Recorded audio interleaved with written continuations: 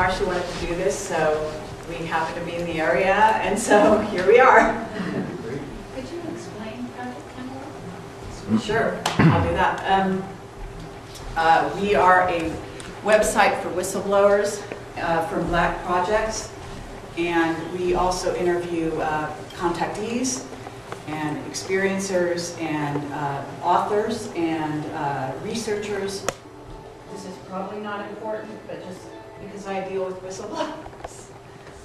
Yeah, that's okay. So I'm going to turn that off.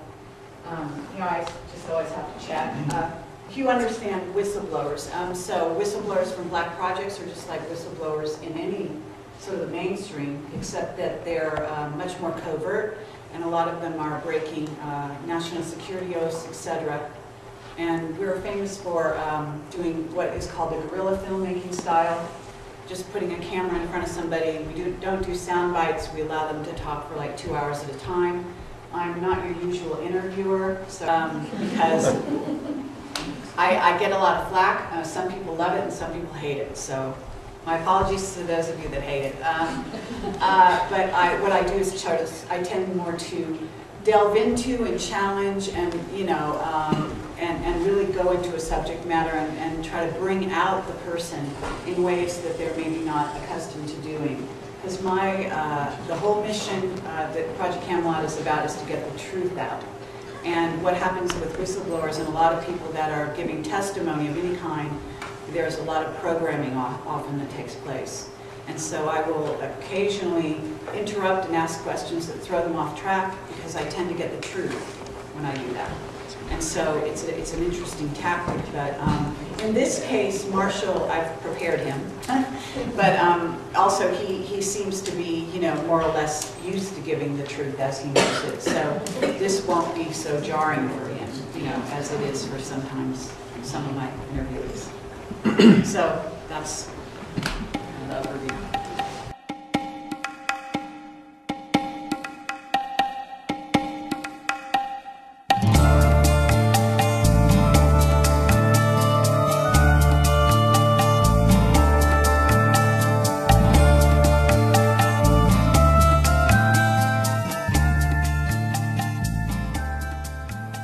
Hi there, I'm Kerry Cassidy from Project Camelot, and I am here with Marshall Vian Summers. And this is a very impromptu interview done in a live setting because Marshall is up here in Estes Park, Colorado, and I happen to fly into Colorado as well to visit some friends this weekend. And I have a friend who's in attendance here who has sort of arranged this to happen, and we happen to be in the area, so I thought, you know, why not? And I am familiar with Marshall's work. I've read Aliados da Humanidade, I believe the first ebook, maybe even the second, I don't know. I read an ebook. Okay. And so I am familiar with a lot of that, and I approve of that message, let me say, because it does take into account some of the philosophies of Project Camelot in general, and I will allow Marshall to really go in depth on that subject. It's very exciting to be here. It's a beautiful setting here in the Rocky Mountains, and gorgeous day. I'm excited to meet you in person, and I'm very interested to hear what you have to say. And I will try to give you as little trouble as possible, but still make life interesting for the next hour. So, so hello, and please introduce yourself to the camera for the people that are not familiar with your work, if you wouldn't mind. Okay, well, my name is Marshall Vian Summers, and I am presenting what I believe to be an important, what I call greater community awareness and understanding about the people of Earth and our presence in a greater community full of intelligent life, and what our emergence into that greater community will mean for us and can mean for us, both the opportunities and the hazards involved in perhaps the greatest event in human history. And my background really is more as a minister. I left my work as a special ed teacher for the blind about almost 40 years ago, began to teach interguidance. Had a personal revelation in 1982, which confronted me with the voice that had been counseling me, both in my inner guidance work and as a special educator. And that had a tremendous impact on altering the course of my life. And since then, I have been receiving a vast body of teachings and insight commentary called The New Message. It's a new message for humanity. And a big part of that has to do with our encounter with this greater community of intelligent life, because that has a lot to do with why we are all here in the world at this time. But we as terrestrial dwellers do not yet have the wisdom, or nor the perspective, or the insight enough yet to be able to comprehend this greater community sufficiently so that we as the native peoples of the world do not make the kind of critical errors that the native peoples in the past have made regarding their first contacts with explorers from beyond. Okay. Now, just because I'm curious, and I think that the viewer will be as well, you say you had a voice that sort of changed your path come forward, and I assume this is sort of like a contact experience of some kind. Yes. And I'm wondering, could you describe the contact in a little more depth? Certain race of beings, et cetera, and is this an ongoing contact? Do you feel that you're communicating with your higher self, or do you feel that you are actually communicating with a group of beings that are a specific race of beings, for example? Okay. I consider the voice of the voice, the primary voice, to be an angelic voice. And it was this angelic voice that began to speak to me in my work with blind children. Because anyone who works with the handicapped has to be able to develop certain kinds of intuitive skills. You can't go by the book if you're really going to teach young people how to be independent livers or live independently. And so this voice grew in scope and power for me to such a point that it began to give me curricula to teach. And I taught that curriculum, and I also studied it. I also made myself the first student of my work always. And this built up to such a point that I had an epiphany of my own, because certainly that voice isn't here simply to make you feel comfortable or to make you happy, but to ask you to do something significant and to engage you in serving the world beyond what you had considered to be possible or even preferable before. So this voice experience has grown into a major aspect of my life and certainly the source of my work. And it was this voice that asked me to receive the Allies of Humanity briefings from a group of observers, off-planet observers, who were witnessing the extraterrestrial intervention in our world and wanted to provide us wisdom about that intervention, to equip us and forearm us and forewarn us of what that could mean for us. We have a real disadvantage in encountering this greater community, and so the Allies of Humanity briefings are here to impart greater community knowledge and wisdom to us, so that we may have this contact experience from a position of power and authority and responsibility.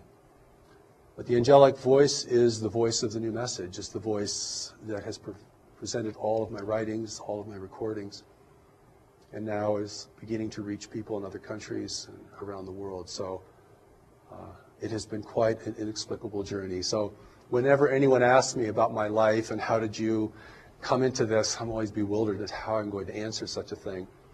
And I think you understand this, because anyone who is connected beneath the surface of the mind, what you could call the higher self or the deeper self, begins to live a much more inexplicable life.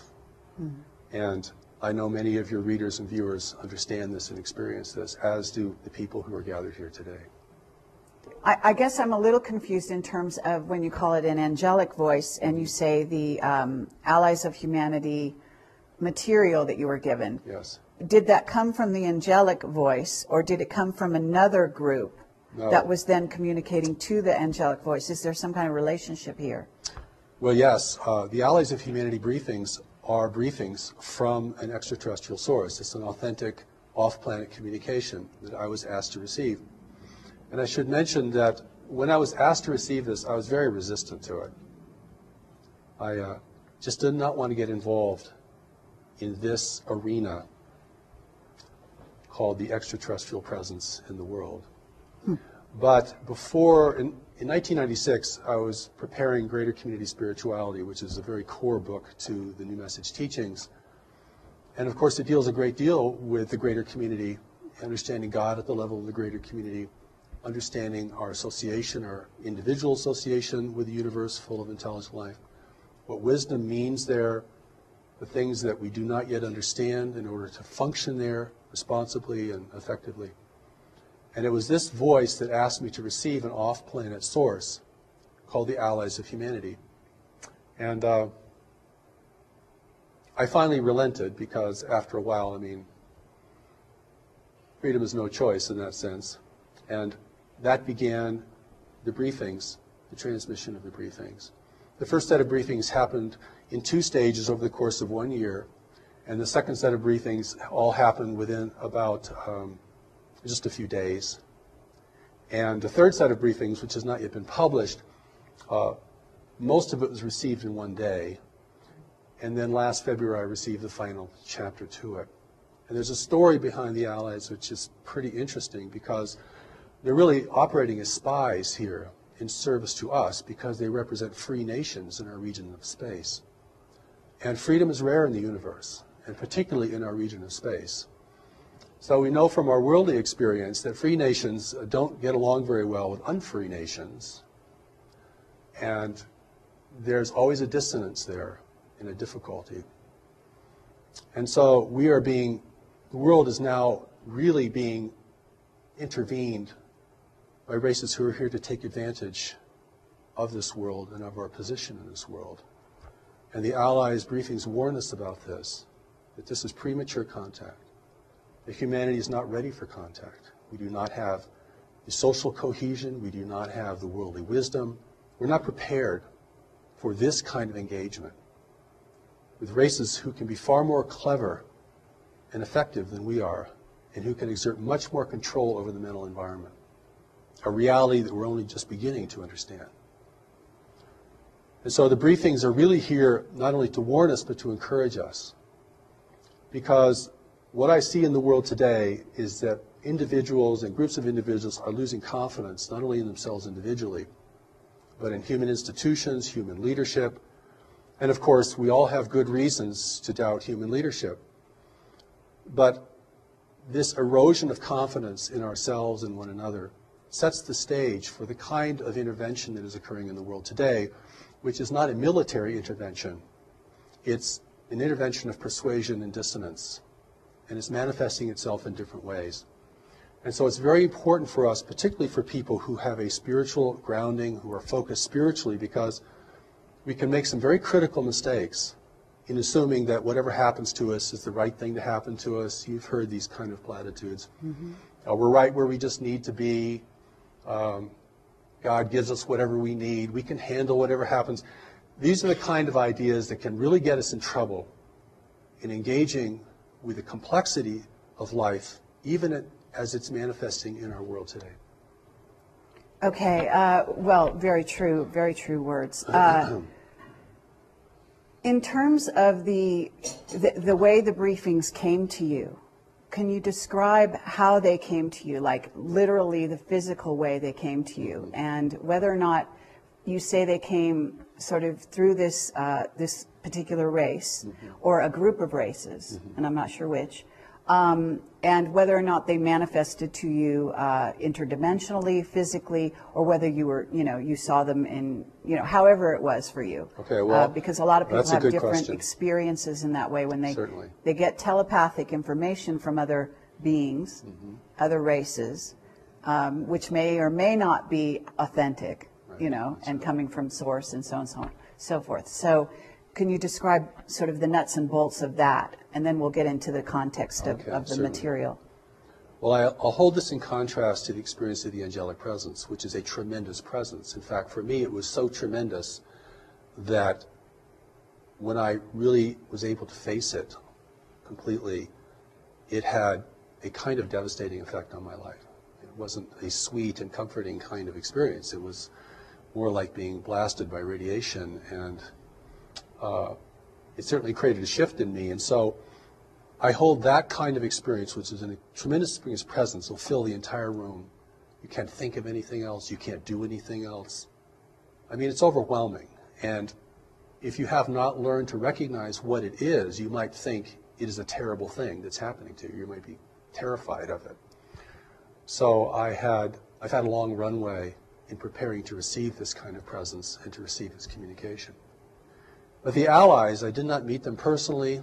They've never visited the planet. They've never been on the planet. And they make it very clear that the real allies of humanity are not here and will not come. You know, we can talk about why that is so from an ethical and practical standpoint. So my experience with allies was like hearing a voice on a very long distance call. No personality, no presence, something far, far away. Because they were far away. I mean, even positioned in our solar system discreetly as they were at the beginning, they were still very far away. And so this was a divine connection that is free of mechanical interference or interception. It is something we don't know how to create. I don't know if anyone knows how to create this. And so there could be no interference from the intervention itself and no interception. But for me, it was a very faint experience compared to the experience of the presence. So no dramatic meetings, didn't get on any spaceships, didn't travel around the galaxy. I didn't do anything like that. And yet the emphasis on my receiving this was so strong. And had that emphasis not been there, I'm sure I would have just dismissed it as an errant kind of experience or an annoyance. Or no, I don't want to do that. But it proved to be very important, and I recorded it in my voice, and it was transcribed. But when I read the Allies of Humanity briefings, I know this is not coming from me. And I think especially notable in the Allies is the regard it has for humanity. A seeming regard that's much greater than I think most of us have for our own selves as a race. I mean, we're a pretty clumsy, violent, and disorganized race. Collectively, we might be fantastic individually, but collectively we don't make a very good show in our local universe. And the Allies do comment on that. But for me, the engagement was very, very subtle. But when I locked into that, it was quite strong. I mean, the words flowed, the feeling flowed, the kind of beyond words you would hear in a communication had real power and efficacy, and certainly affected me, affected the people who were the first to listen to these. But it's just my voice. Whereas when you listen to the angelic presence speaking through me, you're hearing a totally different voice. I mean, it has somewhat like my voice because it's using my body as a platform, but that's clearly not me. In fact, we listened to one of the recordings this morning in our conference, which we call the encampment, and I listened to that voice and I thought, I wish I could talk like that. I really do, and I mean that. I've tried and I can't do it. You have a 40-minute presentation, it's word perfect, every sentence is powerful, the inflections are perfect, nobody can figure out what the accent is. I don't know. You know, all I can say is I yield to that experience and to provide it to others, see if it is valuable for them. So I have a couple different directions I want to go, and I know we have limited time here, so I'm going to try to do it easily and quickly. But so in terms of, first of all, you heard it as it was a distant telephone call. So is it in your head a voice, and then you are sort of taking dictation, writing it down, or speaking it out? No, I hear it as a voice, and then that voice locks onto my voice, and then I can speak it and record it. Okay. It's way too fast for me to write. I've never been able to write these things down at the speed at which they're given. Okay, but you're hearing, it's like a sort of clear audience. Faint little voice. Faint little voice. In fact, before I received the first set of briefings, I was kept up almost an entire weekend because I didn't really want to accept it, by this little voice saying, would you please receive us? Receive us. Receive us. And this was like a ringing in your ear. It was so continual. It's like a repeating message.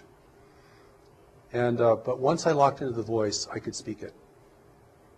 And my inexplicable training has enabled me to do that. Okay. And once you started speaking what you were hearing, and you're saying on the one hand, you did this with the angelic presence in a certain sense. Then physically, I am assuming it was completely different. Completely different. The contrast couldn't be greater. Okay. No presence, no sense of anyone nearby. You're hearing something very, very distant. It's Nothing visual? No, it's like it's coming through a tube. Like someone speaking through a long tube. Okay. And that's one of the ways that I knew that it was something very different, and that's why at the beginning I was resistant, because I just didn't want to I don't want to deal with voices I don't know, and particularly if they claim to be off-planet and physical and things like that. But what they reveal, I think, is pretty remarkable and very clear and very shocking, and not only shocking in terms of what we don't know, but shocking in terms of what we have to might reconsider that we think we already know about the extraterrestrial presence and what it means for our world. I'd love to go down some of these paths very deeply, but at this moment, let's talk about what it is they are talking about. What are some of the main premises that they brought forward for the people that don't know? And I know that some people, certainly in the audience, are going to be very familiar with this. But if you could delineate out some of that information, Certainly. maybe quickly and concisely, and then we can go deeper into sort of the nature of some of the things you have more recently gotten. That's good. First, they want us to know that there are free races actually out in the universe. And that the universe is governed by nature, and no one has been able to overcome nature. Now, this is very important because we think technology has no end, and that it can replace all the constraints of nature. And they make it very clear that the more advanced a race is technologically, the greater its need for resources. The more it has to be engaged in complex arenas of trade, the more it has to be uniform and undemocratic, and the more it's actually vulnerable to having access to what it needs from the greater community. And we live in a highly populated part of the universe where there's not a lot of frontier, where there are very strict rules of trade, a great deal of control over territory. It's not the Wild West out there, free for our taking. And war has been suppressed in this region of space. Conquest is suppressed. So if you want to gain influence over another world, you have to do it through other means. And the other means have been cultivated to a very high degree. And we're talking about persuasion and deception. Okay. And here we are, the native peoples of the world, thinking that we're in the center of the universe, that if anyone would come to visit us, they would come to help us most naturally, because we are so important to the cosmos. And, we, of course, want higher technology because we want power. And we have problems here we can't seem to deal with, global problems, resource depletion, climate change, political corruption, a growing dissonance between nations over who have access to the remaining resources of the world, just one example. And so we feel very needy of help. See what I'm saying? And so the Allies briefings make it very clear that those who are in the world today will present themselves as agents of change and beneficial change for humanity. The world cannot be militarily overtaken because it would destroy its value. None of the races visiting our world can live here because of the biological hazard. So they need human assistance. They need us to use the planet the way they want it used. And they'll even use all of our infrastructure. And the reason that this is new and not ancient is because only in the latter part of the 20th century have we created an infrastructure that foreign races can utilize. The native peoples couldn't do anything for them. Okay, well, what about the times of Atlantis? The world's been visited throughout its history. There have been attempts to colonize the planet. They've all failed because of the biological hazard. And biological hazard is a very big deal in the greater community, and we can certainly talk about that if we have any time. And I think the Allies' intention is to warn us that there are different races of beings here, but they're all part of an intervention. And there are competing groups here in the world. And they're multiracial. So we may see them in different forms, and they can certainly project forms. I don't mean that mysteriously, I mean that technologically. I mean, they can project images holographically into our environment. And they will use our aspirations, our greed, our corruption, our uncertainty, and our insecurity to build their importance. And certainly, even at this point, they have enough human representatives and apologists in the world that will promote their importance and the idea that humanity cannot make it on its own, that our leaders are incorrigible, that our institutions are too flawed to be redeemed, and that we must have their health and their brilliance and even their spiritual enlightenment in order to redeem ourselves and to take care of our world in the way that we might aspire to. Excuse me. No problem. Well, that is clearly what they want to persuade us of. I understand. Now, what we don't understand is what constrains the intervention. People say, well, if they want the place, they should just come take it. I mean, if they're not taken by force, it means they're probably not violent, or they're probably not here to harm us in any way. But see, there's so many missing pieces to this puzzle that we can't add, that I think the briefings attempt to add in the most clearest and lucid manner possible. I mean, you know, your 10-year-old could read The Allies of Humanity and get it. Okay, so it doesn't require a highly sophisticated notion of dimensions or dimensionality or spiritual dimension or political astuteness in order to read the Allies briefings and realize what they're telling you. Is they're telling you you're facing a subtle invasion that is not here to destroy you but to utilize you, and will use your strengths and your witnesses and your adaptability to this world, which they do not possess, in order to establish their own agenda here. Their agenda here being that they want resources. They want resources. That they also want to inhabit this world. It appears they don't really want to inhabit it because they can't. All they can do that is through genetic manipulation. But even genetic manipulation is a very time-consuming and difficult task. And that's why the intervention has taken a very slow pathway. It just happens to be the most effective way to ingrain yourself in the consciousness, in the biological reality of another race. Okay, and at this point, you're talking, do you want to talk about the various races that are involved in this sort of covert invasion?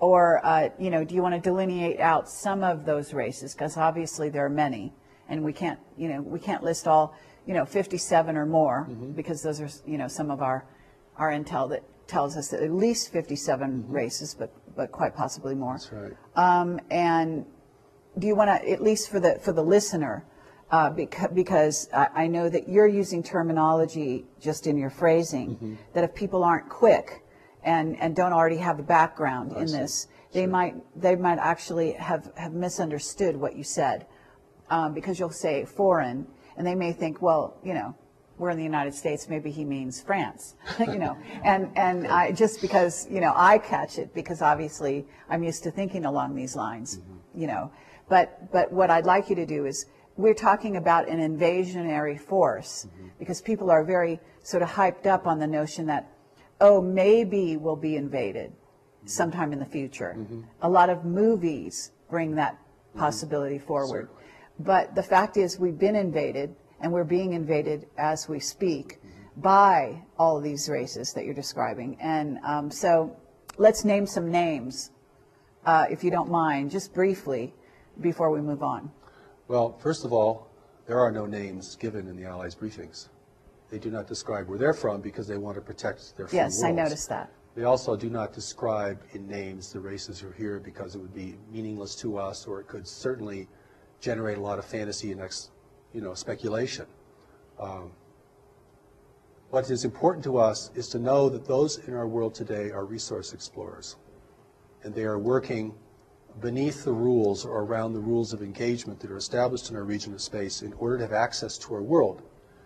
If it appears to outside observers that their presence here is not resisted or denounced, then they have, within the rules of engagement in our region of space, they can be here without setting off alarms to their competitors or establishing official oversight problems. The official oversight is there's no government ruling the universe, but there are governments ruling trade. And trade rules everything for advanced nations that are interdependent with one another. And that is where the control is demonstrated. Advanced intergalactic nations.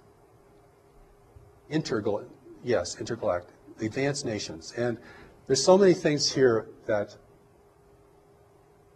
whenever I talk about this, I have to kind of paint a picture in the background because the picture is very different than what most people think today. We either think that the off-planet intelligences and races are either very demonic or very angelic, or we think there are good ones and bad ones. There are good guys out there who are going to help us, and there are bad guys who are not going to help us. The briefings themselves kind of set the record straight that in order to create an unambiguous situation on Earth, those potential groups who were visiting at earlier times are not here because we don't have the ability to discern, we don't have the subtlety or the insight to discern friend from foe. You cannot tell an ally from an adversary unless you're very skilled in the mental environment, very intuitive, very insightful, literally a seer. Okay. Because they're presenting themselves as the saviors of humanity. And in the background, they're taking people and never returning them. In the background, they're building a new human. Not to replace us, but to determine our direction. I'm often also asked, and I never like these questions very much, but I'm often asked, is our president an extraterrestrial or is our leaders? I think the thing to understand here, because I've had an opportunity both through the Allies briefings and through the greater community teachings of the new message, which go way, way beyond the Allies themselves, is that those individuals that are being prepared to be in the world are here to advise the leaders.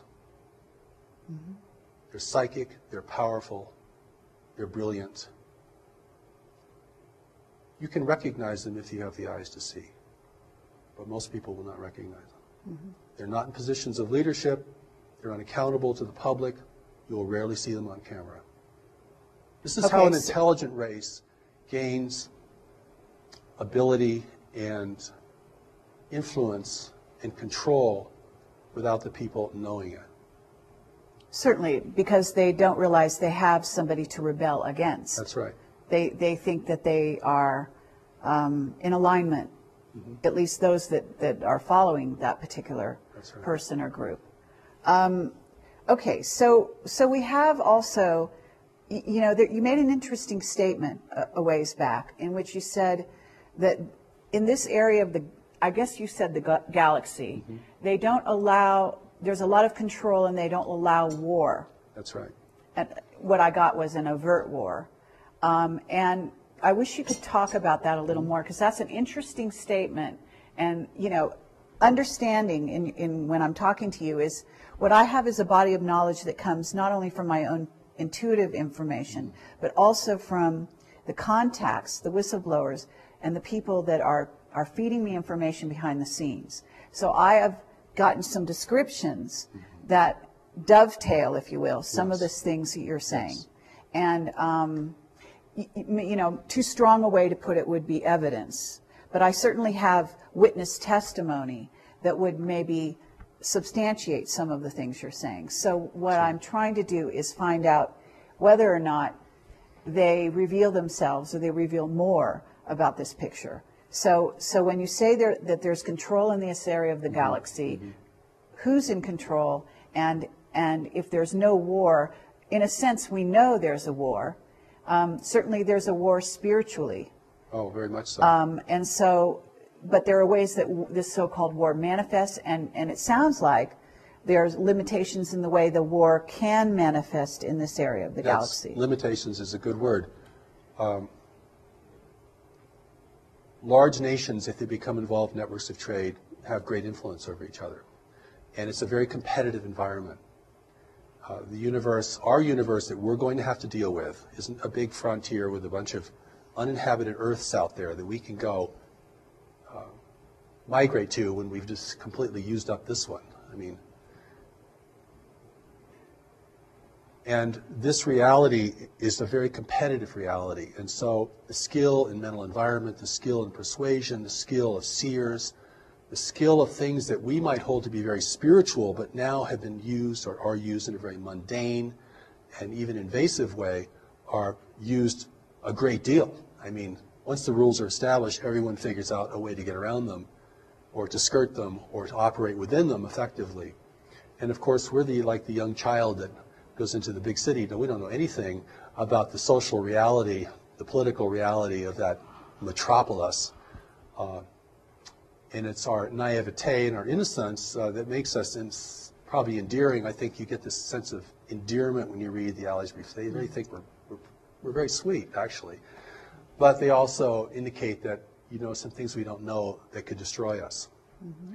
And not having any idea of what the reality is beyond our solar system is a tremendous disadvantage. So those forces in the world today are not, you know, operating in a military sense, but they're infusing themselves into the hierarchies of religion, government, and probably even more specifically or more greatly in commerce. Okay, but we do have war on this planet, Mm-hmm. and That's it right. is orchestrated, even from behind the scenes, by these so-called persuasive contacts or entities or races, as you call them. But there's also, from what I understand, there's also literal war taking place in the solar system and outside the solar system between some of these races. And yet you're saying there are limitations. So I guess what I'm curious about is not so much what's allowed on Earth, although certainly that's part of the question, but what is allowed in, let's say, what's allowed in our solar system? Because I've gotten information as to certain groups that are actually maintaining what what they call outposts on the edges of our solar system that either allow some craft in or don't allow some craft in. In other words, kind of maintaining trade routes, if you will. Well, there's supply routes for those who are here, and this is the complexity that gets really difficult because different nations have been contacted by different groups. And certainly I'll say a few things that might shed some light on this. One is, if you want to gain ascendancy in the world and have your presence be the most trusted presence, then you have to weaken the strongest nations. And one of the ways you weaken a strong nation is by engaging it in intractable conflicts. And then begin to erode the confidence of its people in that nation. This is very much about persuasion and acceptance, okay? I make this emphasis about war because our whole orientation to space is war. Mm-hmm. Star Trek, Star Wars, War of the Worlds. Right. This is where we're coming from as a people. We think the universe is just another big battleground between empires and freedom fighters and all this kind of stuff, which is a total projection of, you know, our reality here on Earth. Mm-hmm. But the truth is, we're facing a non-human universe. And that alone is enough to give people chills. We're facing a universe that does not value human values. But we're also facing a universe that, like every other creature, requires resources to live, has to deal with competition, has to deal with provision, has to coexist with others. So our emergence into the greater community is an emergence into a much more sophisticated and complex environment. And we're going to emerge into this greater community because we can't stop. It's happening, not because we're going out and finding out what's out there, but because what's out there is coming here. Not all of what's out there, but some of it. The briefings also indicate that there are very few worlds in the universe who know of our existence. That's an interesting statement. Those who do know keep it a secret. Fewer competitors. Or the freedom-loving races certainly don't want anyone to know, because if freedom is rare in the universe and you begin to promote the idea that there's this beautiful virgin world down here being despoiled by its native peoples, its stewards, then you're going to have a lot of intervention. You know, it's in the, this is the Ali's briefings talk about this, as well as the New Message Greater Community teachings, is that we're following a very normal path of self-destruction. That most races that become technologically endowed begin to outstrip their world's resources and are usually engaged in the greater community, not because of their explorations, but because the greater community arrives, offering gifts with its secret plans. And that's how the inducement, that is the inducement. The inducement is not just to be a conquered people, because we'd resist. And if we resist, they couldn't function here, and they destroy the value of this world. But if we can submit, and if our desires and our ambitions can be enticed, then that's the best weapon there is to make the enemy drop their weapons and join you according to the engagement that you present. Okay, so on a certain level, what you're talking about, because as above, so below. So there's a certain level at which I can use certain phrases like being co-opted. So if I'm here on Earth and I have a corporation and I co-opt the opposition by bringing them on board to my agenda, or even a portion of my agenda, and not tell them about my hidden agenda, then I'm co-opting them, because they're, you know, if I'm Coca-Cola, I get them to, you know, to drink my Coke and maybe make a great deal with them. And if they're a lesser power, you know, a lesser powerhouse, corporate speaking, in the world, then they come on board and they think, oh, they got lots of bells and whistles and they get to be my so-called friend. But in reality, that's not really what's going on there, right?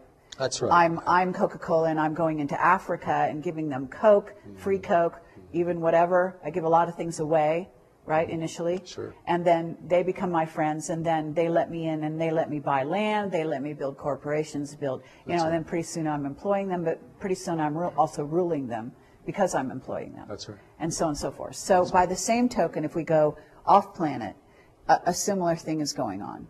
We bring in, they bring in the bells and whistles, which are free energy, you know, technology to go off planet.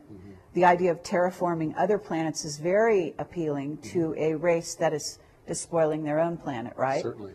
So there we have techniques to go off planet, to make going off planet more easy, and also to inspire them to possibly go to other worlds where they can then create a safe place, especially under the juncture of where we are now at, where this world is not only on a precarious road in terms of being spoiled by technology, but also by our misuse of technology, but also by earth changes that are imminent and beginning to happen.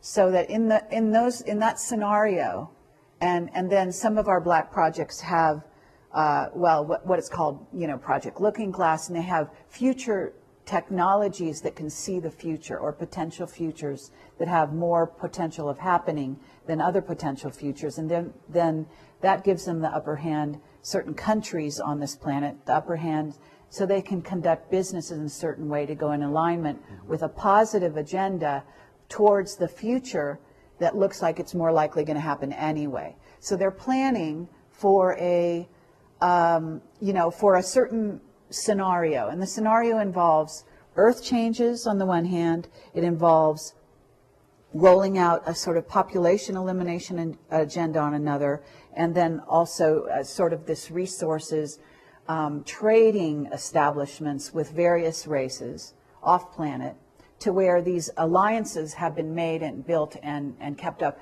with the promise of greater benefits for the future, whether it be China's dealing with one race and told they're going to get benefits in the future of this, that, and the other, and ultimately they'll be the new rulers of this earth if they do play ball. And then you get the United States, who's had alliances with various other groups for a while, who has been told the same thing. And then you pit the two countries against each other so that they're always in a little bit diminished state or a state of sort of semi-hysteria, or at least their militaries are, and so on and so forth. So it's easy to causing dissension in a playground between two bullies. If you get the bullies fighting with each other, they're not going to really be watching what you're doing anyway, and you're over here sort of taking their gold and telling them, you know, it's a good thing for you because you're going to back them in the future and all that kind of thing, right? I think you begin to get the gist. This is very, it's a Sorry very, for very that. well, no, but it's very well said. And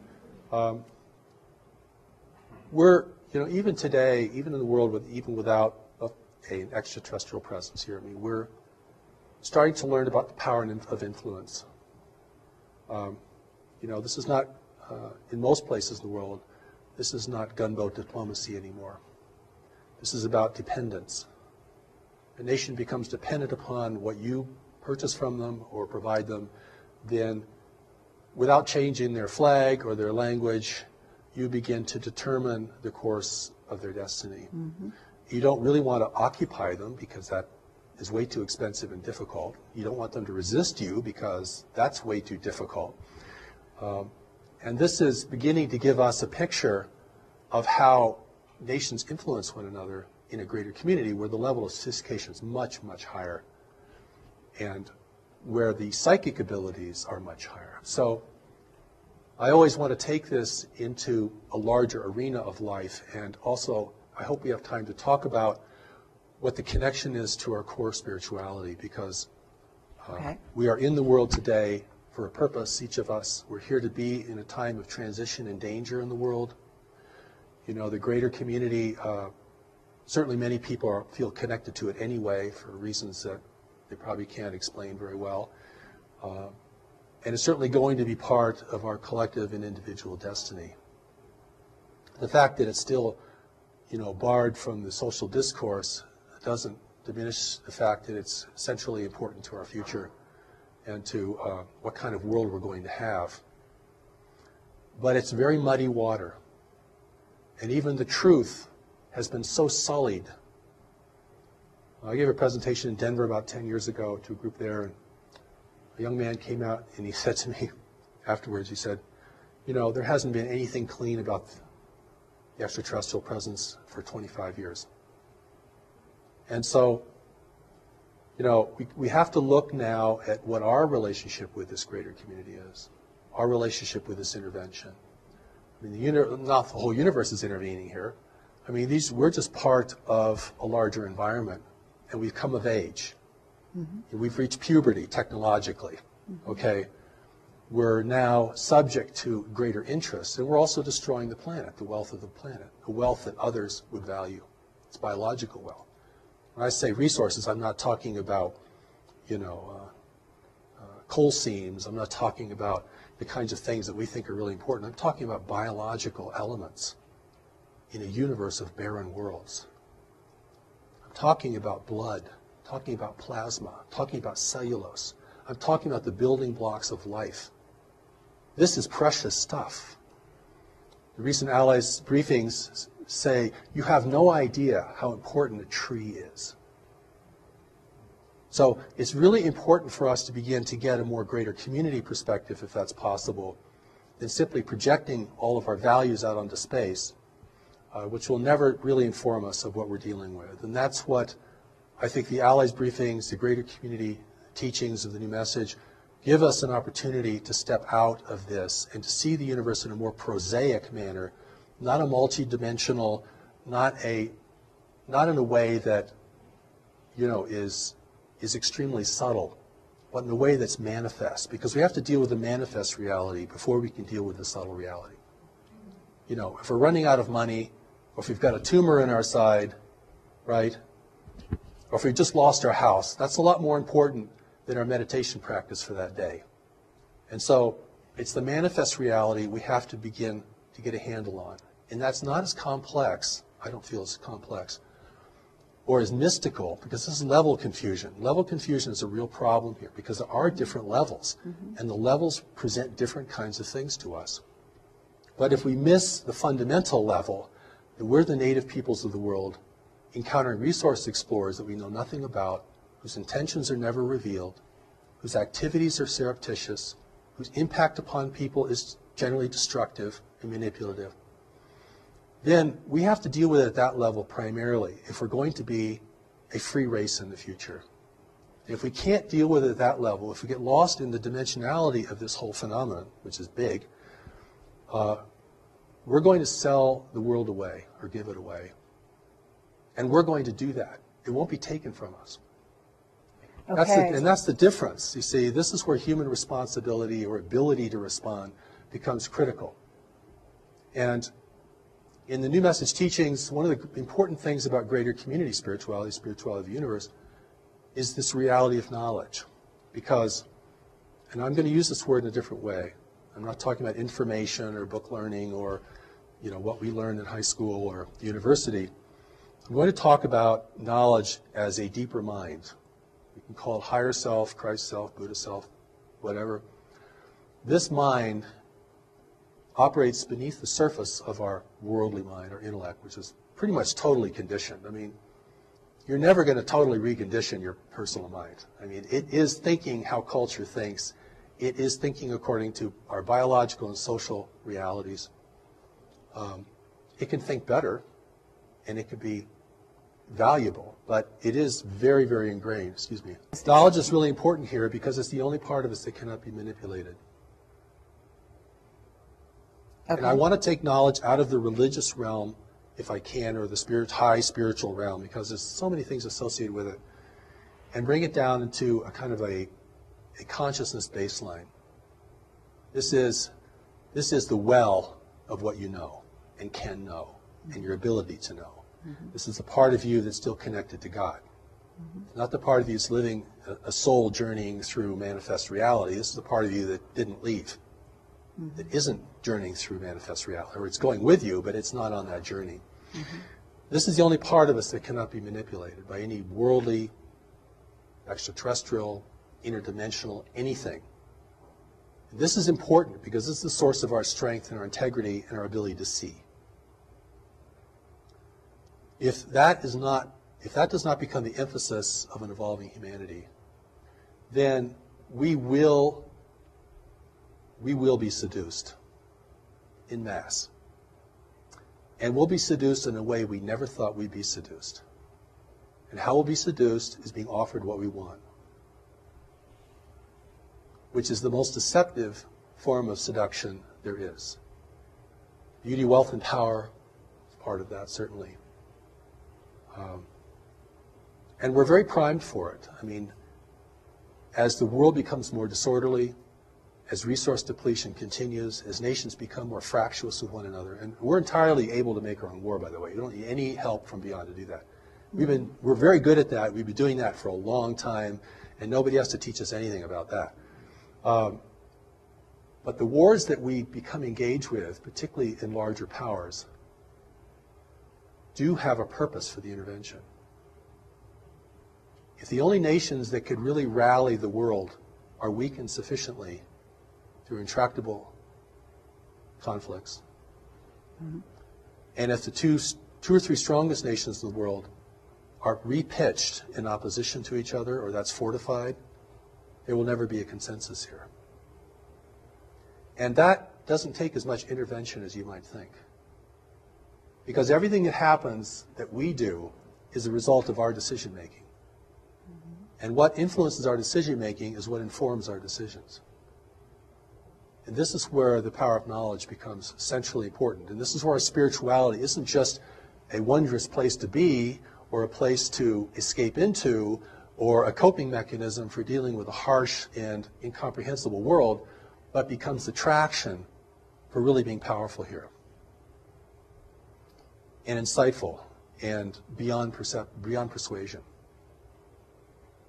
And this is the part of us, amongst other things we have to develop, that's very core to our success, in my view. The Ali's briefings talk about this. The power of knowledge is the greatest power in the universe, and the intervention's not using it, or they wouldn't be here. At that level, you can see this clearly. This is not a mystery. I've gone to conferences that said, this is not a mystery. And everyone's like, what? Because keeping it a mystery is part of the deception. We're going to keep this so inexplicable, and we'll never get it, and it's magnificent. It keeps the adventure going. Like, this is an adventure in consciousness. Study these things. That's one line of thought. So when I've gone to speak to groups of people and presented the Ali's briefings in as gentle and compassionate way I can, I mean, the resistance is tremendous, because it's like I'm taking people's parade away from them. I'm taking their lollipop away from them. I'm depriving them of this really exciting thing that's going on and turning it into just another damn thing we have to deal with in life. And okay, at that moment I'm going to stop you so we can change tapes. I'd like to talk a little about God, because God is a part of this. And we are spiritual beings with a spiritual origin and spiritual destiny. And I think our spirituality is actually one of the core strengths of humanity in a universe of highly technological and secular worlds, which predominate in our region of space. We do not need to look for other races to spiritually enlighten us. We actually have the materials to do that ourselves, and have actually done fairly well in keeping the mystery alive here, where it's died in many, many other places. When I talk about God, I'm not talking about our various belief system in ultimate power. And of course, whenever the word God is mentioned, people run into all their dissonance about religion and moral issues about religion and organized religion and so forth, except to say that the thing that is going to enable humanity to enter into this greater community as a free and self-determined race is going to have a lot to do with our spirituality. And I don't mean our spiritual belief or the subtleties of our spirituality. I'm talking about the part of us that is connected to it firmly and immutably. Because if that's the only part of us that cannot be manipulated by any worldly or otherworldly force, then that represents the source of our wisdom, our strength, and our unity with each other. Because in facing the intervention in the greater community, we are certainly facing an adversity that we're unaccustomed to and do not really know how to discern very well. And I don't think anyone in government really knows how to discern it either. I don't think there's a secret group that's got all the cards on the table. And they're being influenced as well. So it comes down to what people see and know and their responsibility within themselves and to others, because this is what enables the native race to rally and to begin to question, at least question at the outset, the meaning and the value of this. If we're hungry for technology from beyond the world, which is part of the inducement, it's liquor for the natives, for sure.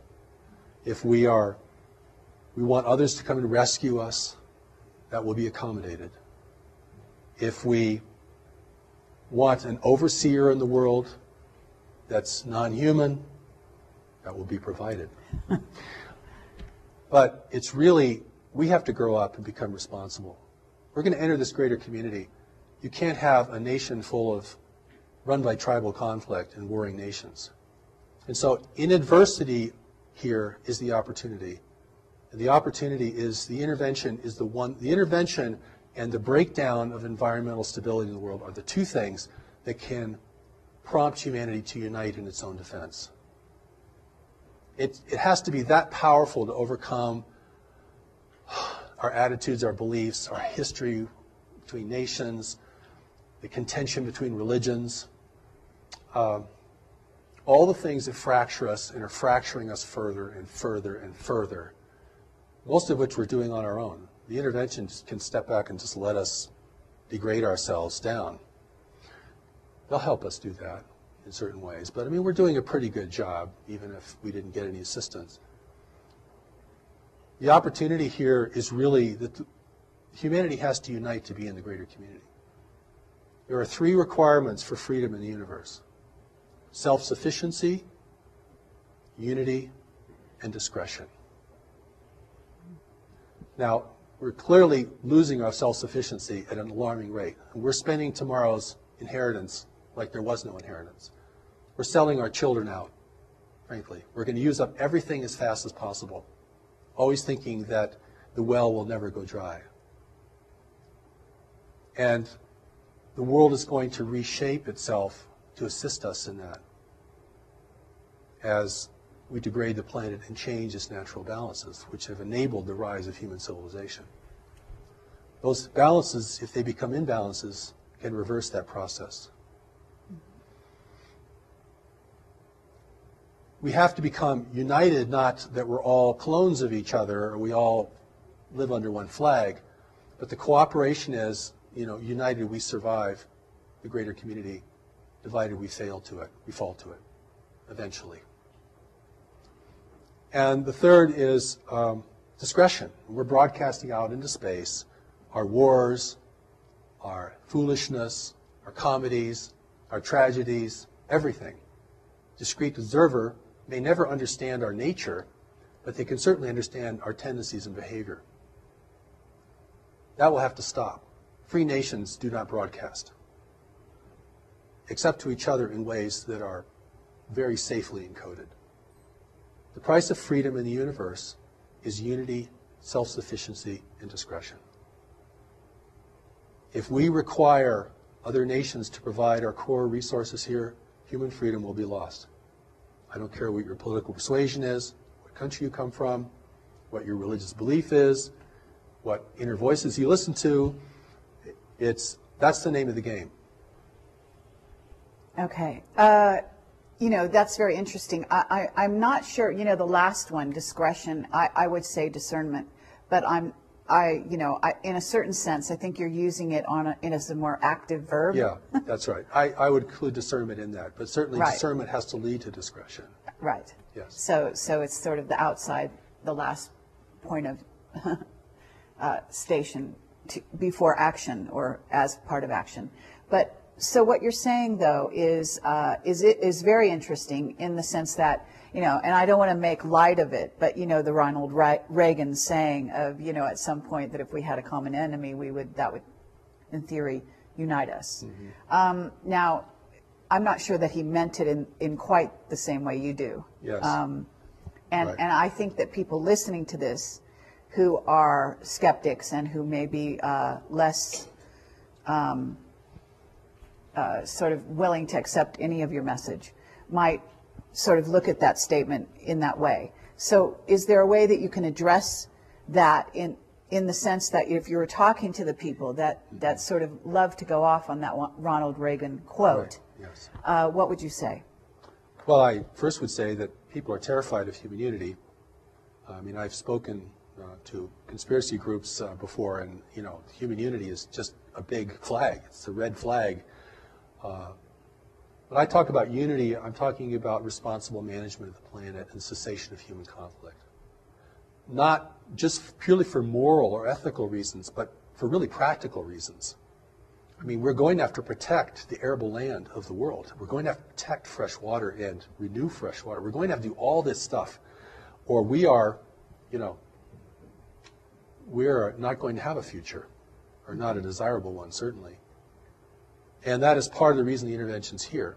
The other part of the reason the intervention's here is we're at the threshold of becoming technologically powerful enough to discern it effectively and to communicate out into space that we don't want anyone messing with us. Stay away, please. We're not ready. We'll let you know when we're ready. That's why the real allies of humanity, or races that could become the allies of humanity, are not interfering in the world today, because it's highly unethical for them to do that. Even if they wanted to help us grow and become peaceful and peace-loving, they would have to control us to do that. Or they would just send their wisdom, like in the Allies briefing. They just send their wisdom. They're not sending, advisors down here to encourage us, persuade us. See what I'm saying? There's a big difference between sharing wisdom with somebody and beginning to control their life, or trying to control the life or the outcome. I don't consider the intervention to be evil. I think it's just self-interest in the universe. And we have things they need, and they really need them. So there's a lot of myths here that have to be blown up about, you know, self-sufficiency and free energy, which is a total myth, by the way, in my view. I mean, there's no free lunch in the universe. And even if you could harness free energy, like harnessing the power of the sun, you're going to have to create some pretty powerful technology to do it on a big scale. So you still need resources. Right. Right. So even if the energy is free, in order to capture it and use it, you still need huge infrastructure, lots of resources, all these kinds of things. So it's not really free. See what I mean? Sure. You know, it's not really free. But I want to go back to God, because whether people believe in God, it's important that they know that there's a part of them that cannot be corrupted and has never been corrupted, and that there's a way that that part of them can speak to them and advise them. And this is, you can call it your ground of being, your gut feeling, whatever you might call it within a religious or a general vernacular. There's a part of us that has to advise us. You know, Well, or you could say to the intervention, can't you just see this for what it is? 50 years of UFO research, can't see it for what it is. Why is that? 50 years of UFO research cannot see this. Oh, we know we're being visited, sure. We knew that 50 years ago. Haven't gotten any further, really. Got lots of sightings, got drawings, and radar, and tons of speculation, and lots of kind of science, pseudoscience, all kinds. But can anyone say, what is this? Well, we're talking about the agenda of the so-called invaders, you know. But what I'd like to get back to this idea of what you're talking about, which is sort of humanity's core essence, if you will, which might be the terminology I would use. But on the other hand, I also noted that a while ago, you related to a soul as not being the same thing as this essence that you're speaking about. And I think that's an important thing to address, because I think there will be spiritual people out there Certainly. that will be concerned at that distinction. That's right. Well, in the way that my understanding has evolved and what's been presented to me over these many years is that don't usually use the word soul very much. I describe it more as a part of us that's still connected to God, that's very wise and looks on everything with much greater discernment and depth. There's a part of us that is disconnected from God, and we live in the part most of the time that is disconnected. And that's almost the price of being in the world. Because if you really had full God awareness, you either wouldn't want to be here. It's way too dissonant. Or you'd have to be here on a major mission, and you'd garner a lot of resistance. And that, in that sense, that's enough. If you know that a part of you is wise and a part of you is not wise, and you can distinguish that on an increasing basis in your own experience, then whatever your religious affiliation or belief or ideology might be, you can relate to this. I mean, people know what I'm talking about.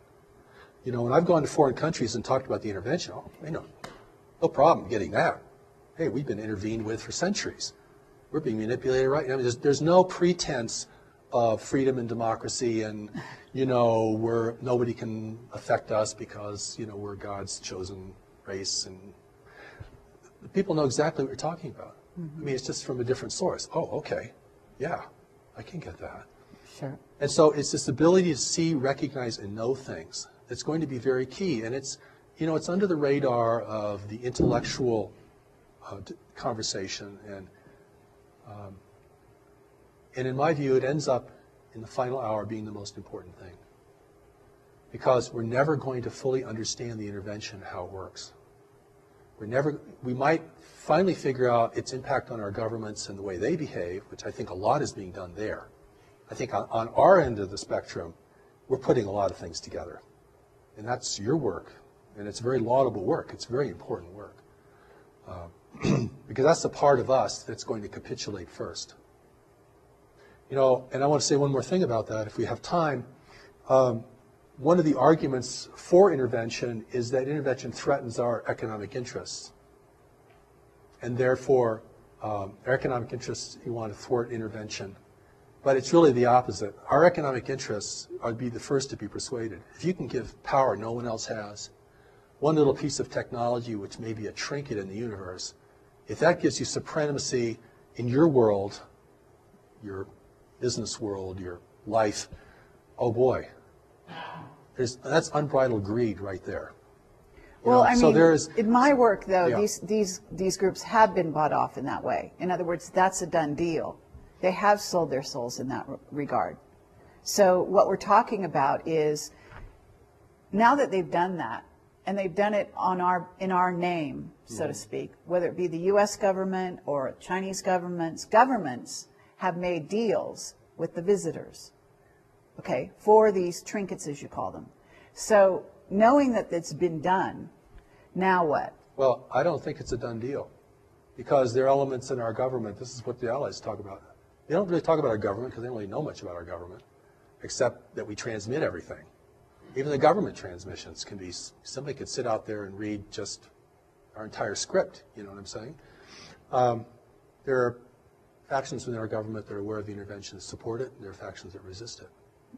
Right. So true. this becomes very complex. I mean, when we talk about they've all been bought off, no. Has the government's all been bought off? No. The situation is much more fluid than that. Okay. Or it is a done deal. And we're just, we're just Depends who we're underlings talking that are about, just going to complain and revolt and, make a lot of noise, and nothing's going to happen. The situation, the outcome has not been determined. Okay. And this is very important. Otherwise, you're really going to disempower people. And it's a very complex situation, because we're talking about influence permeating lots of parts of our life, and in ways that we are beginning to understand. The other part of this equation is the intervention itself. What guides it, what restrains it, what it can and cannot do, how it has to behave here because it's being watched by other nations. And so if it appears, like I said before, if it appears that we are at least tolerating its presence, if it appears that we're accepting and benefiting its presence, then it looks like we are granting them permission to do whatever they want to do here. If that's the appearance, again, this is the problem. Okay, but there's a lot of that going on. So Yes. whether we can say, we could give percentages and so on and so forth.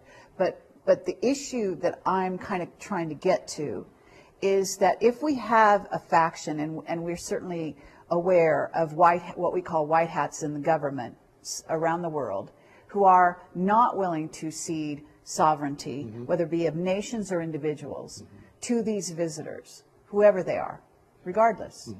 Then at that point we have, in a sense, allies of humanity in our governments and in the powers that be, so to speak.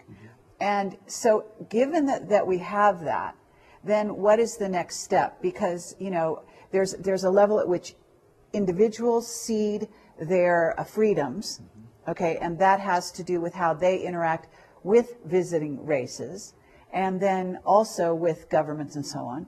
And then there's a level at which governments cede their rights and so on. So at what point do they pull back, and how do they pull back? Because you're saying, in other words, if it's allowed on a certain level or tolerated, as you put it, then they proceed. So how do they say stop? And what is the terminology, what is the means, what are the methods in which individuals or governments or representatives of governments say to these beings, say to these invaders, stop? Or how does it communicate it to stop? I mean, if there's appearance of resistance here, opposition and resistance, that's powerful. Even if it comes from, the public. See what I'm saying? We don't know who's a white hat and who isn't a white hat in the government, and certain people certainly are, we can suspect in other ways, but it's what are we going to do? Right. What are you going to do? In your position, you have influence and can present many things to many people. What can I do? What can the people in this room do? What can anybody do? I mean, the first thing I think we have to do is begin to recognize this reality is occurring, and we have a responsibility to deal with it. If we think it's all going to be our government that's going to negotiate the outcome, we've already seceded our personal responsibility, regardless of the makeup of the government. I mean, the government may be more diluted than we are, and much more influenced. That's very likely. And so, My view, but And that is, it's really, this is a real power to the people kind of message, you see. And I mean, even if you broadcast on shortwave out in the universe, you know, we don't want intervention. We don't welcome intervention. You know, anything, any demonstration of resistance. You know, I've been invited to speak at conferences, and I'll go to these conferences. I'm the only person who questions the extraterrestrial motivation. Everyone else is completely sold on this. It's groovy, at least some of them are good. And we're going to get into this because this is really exciting, and boy, we're going to get so much good stuff from these people. But we know as human beings that if you want something from someone, you can never discern them. You want something from the intervention, you've already given your power away. You're going to be blind because of what you want. Sure. Or what you think you need, or what you think only they can give you. And what can they give us? They're not going to give us real technology. We turn into weaponry and probably, you know, destroy the infrastructure of the world. They're not going to give us spiritual wisdom, or we wouldn't want intervention. They're not going to give us, you know, high integrity, because if we had high integrity, we'd realize we're being messed with and we want everyone out of here. You all go home, please. We're not ready for you. We'll let you know when we're ready. When we establish our own rules of engagement in this planet and our own ethics of contact, then we will see who amongst we want to communicate with. That's become a position of power and authority. Listen, the Japanese kept the Europeans out for 200 years. And how they did it was they burned every ship that entered their region. Not very nice. But the message got pretty clear. And after a while, the ships stopped coming, right? So, you know, if the Native Americans had done that in the United States, we might have a different nation today. White people would be the minority. At a certain place, someone could say to you that if we are where you say we are, you know, what if I said to you that we are ready? Okay. What if I said to you that the information that I've gotten as Project Camelot is that consciousness on the planet is higher than is given credit for, going along the lines which you even are saying, which the Allied briefings, as you call them, say. And this is something I talk about when I go out and speak to groups, which is the amazing powers that reside in humanity that we don't give ourselves credit for. Yes. The amazing riches and skills and gifts that each and every person bring to the equation here on Earth. And that actually even superpowers are within our grasp. In other words, that this human encasement, whatever you want to call it, is perfectly conceivable for us because of our amazing potential genetically, as a genetic library, have all the skills embedded in our DNA that all the races that visit here have. In other words, they don't have something that we lack. We do have access to those things within ourselves. It's just that we don't know it. We don't develop it. But at this moment, I also think we are on the verge of, if you want to call it, you know, I would not say, as Jack Nicholson says, you know, you can't handle the truth. Actually, I say we can. And actually, speaking for this, you know, humanity here, I say there is a huge contingent, in my view. They write to us every day. Now, maybe I'm overly optimistic, but I feel that consciousness is at a place where they are ready.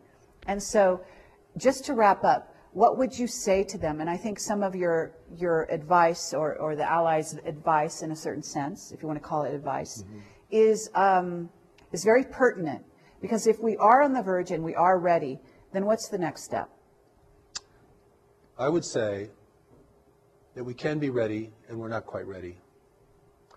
We have, as you mentioned, we have the resources to be ready. We know more about this planet than any other race in the universe. We're the only race in the universe who could survive here successfully without a great deal of adaptation. We know more about our nature than any other race in the universe. We know more about our history and our tendencies than anyone else in the universe.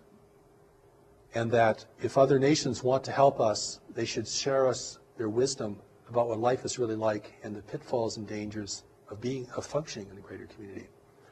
So my emphasis through all of my work is to empower people to be strong, effective, and compassionate. And But we're going to need strength. I put that first, because you can't be messing around in the face of the greater community. This is big time life. And we're still, we're still in a very adolescent phase collectively as a race. I mean, we're still very indulgent and foolish, and we're not responsible to the future. We're not saving resources for the third generation out. I mean, we're using up everything. So I think the change in that is a change, not just a change of understanding, but a change of heart, to realize we are the stewards of this planet. If we want to continue to be the stewards of this planet, individually we're going to have to learn some new things. And we're going to have to become really strong and honest and effective in our lives. And this is about individuals now. This is not about going to change the government. I think that's pretty hopeless as the first step. We're not going to get them to divulge their information, because if they ever do, it probably wouldn't be whole or complete anyway. And so, but we do need to learn about the greater community itself. We do need to learn about our personal strengths and responsibilities. We certainly all have to get our own house in order, personally, individually. And that's kind of the, that's a great starting place, of course. But, humanity can never give up. And the intervention is either here to win us over or discourage us from resisting. Mm-hmm. That's the power of persuasion. And I look around, I see, many people are on a downward spiral. They're losing heart, they're losing faith, they don't know how to handle their life. They're getting very discouraged by what they see in the world around them. Their own sense of inadequacy can overtake them. So, you have to build the person up. If you want to take them into a battle of who's going to control this world in the future. And this is a battle at another level, all right? Mm-hmm. This is like warfare at another level. Okay, we're not going to be clubbing each other over the head. But we are going to be determining, what has power and meaning in the world. And that's why, in my work, we present the Steps to Knowledge. It's available online. You can go read the Allies of Humanity at alliesofhumanity.org. Go to newmessage.org and study Steps to Knowledge. Putting tremendous things available so we can reach people not only in the Western nations, but all around the world. And something like 60% of the planet has access to cell phones now. It's amazing. And so that education and orientation has to happen, because no one on earth is going to win if an intervention is successful here. There are no winners amongst us. The profiteers will be subjugated just like the rest of us in a controlled world. And, we're rich or poor, whatever our race, nationality, we are in this together. This is our world. And we're going to have to really re-earn the right to have it be our world. We have to clean it up. We're going to have to build kind of networks of cooperation even just to do that. So I'm talking about something very expansive, very complex, but the incentive has to be there. And the incentive isn't just for wonderful things. The incentive is also the fear of failure, because we can fail. And there's nothing wrong with being aware of that. We don't have to be terrified of the world to be aware of that. That's just a reality that we know we can fail. And if we understand that correctly, without denigrating ourselves, then we know we have the power to rise to occasions. And certainly there could be no greater occasion than this. Thank you. Thank you, Marshall Vian Summers. And I really appreciate it. What I'd like you to do is just give out perhaps your URL for the people listening, and any attending knowledge that they need in order to find your work and to pursue it further. Good, thank you for that. The Allies of Humanity briefings are at alliesofhumanity.org. We're a nonprofit organization. And the first Allies set of briefings is up there for everyone to read. It's also available in ebook now. And the second Allies briefing is in print. The third Allies briefing we hope to publish next year. One of the seminal works on the greater community for us is called Life in the Universe, which we plan to publish next year through New Knowledge Library. And we'll send out announcements and so forth. Our main website is newmessage.org, and there you can see much of the New Message teaching is available online, both in audio, the original voice of Revelation, what people can hear. That's the voice that spoke to me, that was recorded, and you can hear that. As well as, we made a tremendous amount of things available to people, as well as elements for study and application, greater community education, all these kinds of things. We really want people to have access to this, and we welcome your participation. There is the Declaration of Human Sovereignty, which is a document modeled after the Declaration of Independence. It's kind of a statement indicating to the universe our will as the people of Earth, our rights. We establish our rights. We establish the fact that we are being interfered with, and we do not hold that to be appropriate, and the kind of engagement we would like to have with other nations who are interested in us. And that's a very powerful document, and I think, there's already minds working on this. This is, we may think we're alone, we have a small group, or maybe we're all alone as an individual, and we're trying to put all this together, but there is a groundswell around this, and there is a greater community awareness that's growing. And that awareness really has to be wise and efficacious, and that's why I invite people to explore these materials. And thank you again. Okay, well, thank you very much. Now I'm going to ask you one question that's going to open a whole can of worms, but I'm going to do it anyway right at the end, sort of a addendum, because I realize that if I don't ask you, people are going to say, oh my God, you didn't deal with this subject. So, Earth changes, and you have a video out that's fairly recent that I saw. I'm not sure if I saw the whole thing. I saw part of it. And you're addressing some of the imminent Earth changes that are going to be happening, and specifically you were addressing even this fall. And so this is a timely interview. Yes. We're dealing with some possibly imminent Earth changes as I speak. Today is September 11th, 2011. Sort of an auspicious day, perhaps, by some people's estimation. There's potentially Elenin, there's potentially Nibiru and or the brown dwarf incoming to our solar system. Not sure where you stand on those topics.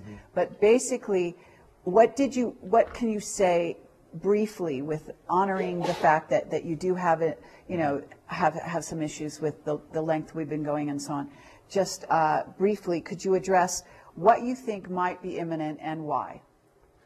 Well, I'll deal with the prosaic first, and the things that we can all touch upon is the fact that food, water, and energy are declining resources in the world, and will be increasingly so. And those things, which seemed the most ordinary kinds of things, may in the end prove the most difficult for us. Certainly, earthquake activity is increasing. Volcanic activity seems to be increasing, from my understanding. And but I think the thing that's going to create tension between nations and in communities and within our own personal lives is going to be really the fundamentals, and the fact that when you look out on these beautiful mountains here, and I don't know if your camera can take any of that in, you're going to look at a dying forest. That's a dying forest out there, beginning to die. That's because the planetary climate has changed only 1 degree Fahrenheit. That is enough to unleash forces that I'm not sure anyone could foresee. Maybe if people did foresee that in the western United States alone, we've lost 40 million acres of trees from a very slight variation in our climate alone. That and the availability of water, clean water, the growing aridity of the world, particularly in highly populated areas such as Africa, the Sahel, the Middle East, Southeast Asia is having a critical water problem.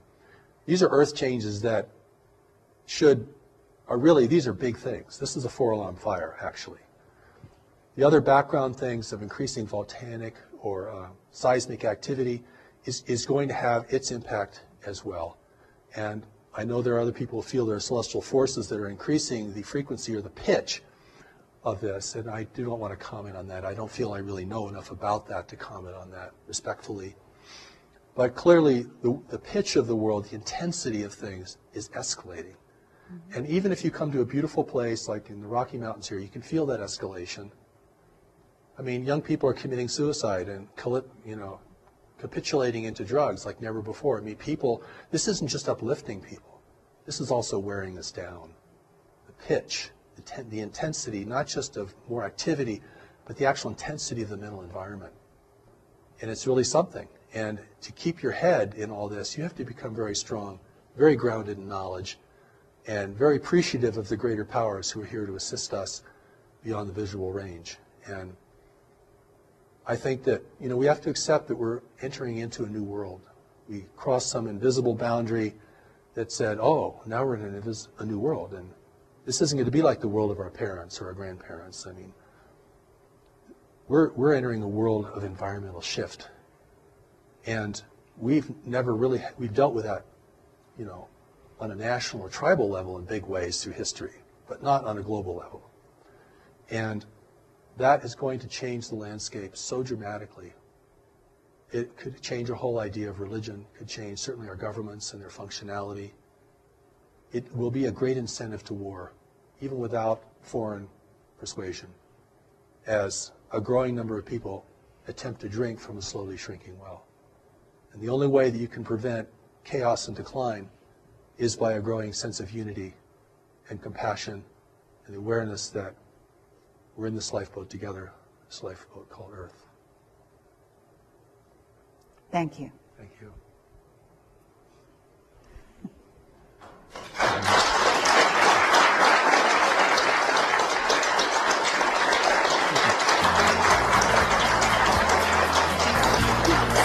You're good.